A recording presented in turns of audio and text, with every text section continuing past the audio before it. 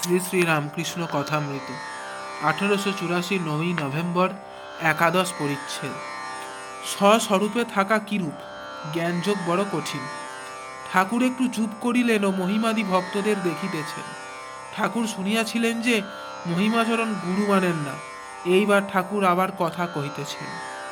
শ্রীরামকৃষ্ণ বলিতেছেন, গুরুবাক্যে বিশ্বাস করা উচিত। গুরুর চরিত্র দিকে দেখবার দরকার নাই। যদ্যপি আমার গুরু সুরিবাড়ি যায়, তথাপি আমার গুরু নিত্যানন্দ রায়। একজন চণ্ডী ভাগবত শোনাতো। সে বললে, ঝাড়ু অস্পৃশ্য বটে, কিন্তু স্থানকে শুদ্ধ করে। মহিমাচরণ বেদান্ত চর্চা করেন, উদ্দেশ্য ব্রহ্মজ্ঞান। জ্ঞানীর পথ অবলম্বন করিয়াছেন ও সর্বদা বিচার করেন। শ্রীরামকৃষ্ণ মহিমার প্রতি। জ্ঞানীর উদ্দেশ্য স্বস্বরূপকে জানা। এরই নাম জ্ঞান, এরই নাম মুক্তি। পরম ব্রহ্ম, ইনিই নিজের স্বরূপ। আমি আর পরম ব্রহ্ম এক, মায়ার দরুন জানতে দেয় না। হরিশকে বললুম, আর কিছু নয়, সোনার উপর ঝোড়া কতক মাটি পড়েছে, সেই মাটি ফেলে দেওয়া। ভক্তেরা আমি রাখে, জ্ঞানীরা রাখে না। কি রূপে স্বস্বরূপে থাকা যায়, ন্যাংটা উপদেশ দিত। মন বুদ্ধিতে লয় করো, বুদ্ধি আত্মাতে লয় করো, তবে স্বস্বরূপে থাকবে। কিন্তু আমি থাকবেই থাকবে, যায় না। যেমন অনন্ত জলরাশি উপরে নিচে সম্মুখে পিছনে ডাইনে বামে জলে পরিপূর্ণ, সেই জলের মধ্যে একটি জলপূর্ণ কুম্ভ আছে। ভিতরে বাহিরে জল, কিন্তু তবুও কুম্ভটি আছে, আমি রূপ কুম্ভ। জ্ঞানীর শরীর যেমন তেমনই থাকে, তবে জ্ঞানাগ্নিতে কামাদেরিপু দগ্ধ হয়ে যায়। কালীবাড়িতে অনেক দিন হলো ঝড় বৃষ্টি হয়ে কালীঘরে বজ্রপাত হয়েছিল। আমরা গিয়ে দেখলাম কপাটগুলির কিছু হয় নাই, তবে স্ক্রুগুলির মাথা ভেঙে গেছিল। কপাটগুলির যেন শরীর, কামাদি আসক্তি যেন স্ক্রুগুলি। জ্ঞানী কেবল ঈশ্বরের কথা ভালোবাসে। বিষয়ের কথা হলে তার বড় কষ্ট হয়। বিষয়ীরা আলাদা লোক, তাদের অবিদ্যা পাগড়ি খসে না, তাই ফিরে ঘুরে ওই বিষয়ের কথা এনে ফেলে। বেদেতে সপ্তভূমির কথা আছে।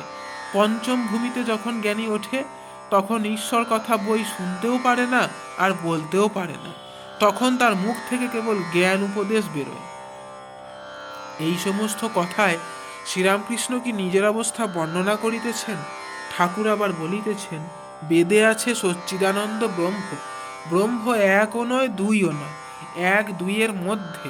অস্তিও বলা যায় না, নাস্তিও বলা যায় না, তবে অস্তি নাস্তির মধ্যে।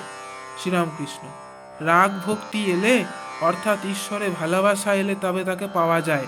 বৈধি ভক্তি হতেও যেমন, যেতেও তেমন।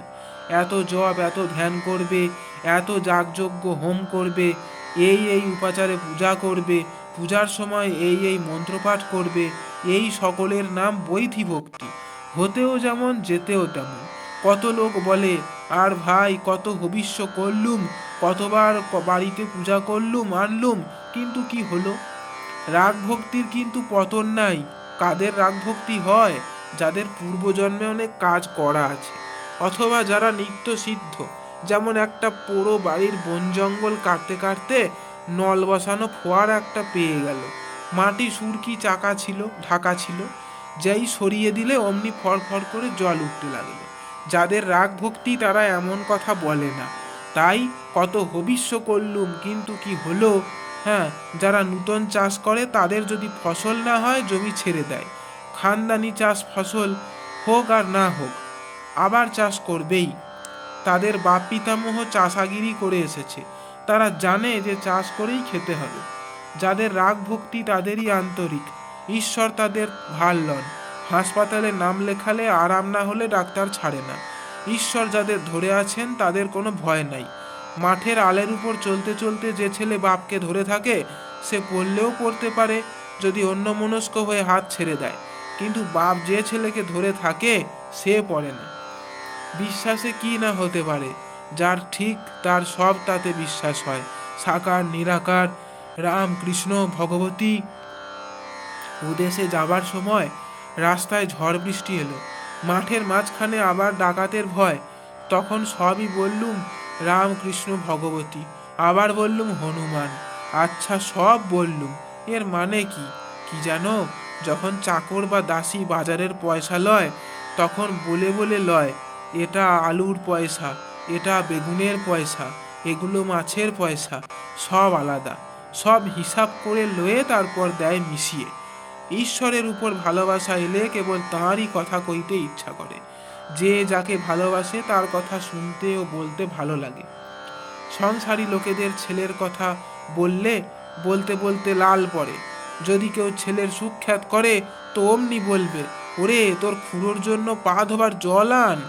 যারা পায়রা ভালোবাসে তাদের কাছে পায়রার সুখ্যাত করলে বড় খুশি। যদি কেউ পায়রার নিন্দা করে তাহলে বলে উঠবে, তোর বাপ 14 পুরুষ কখনো কি পায়রার চাষ করেছে?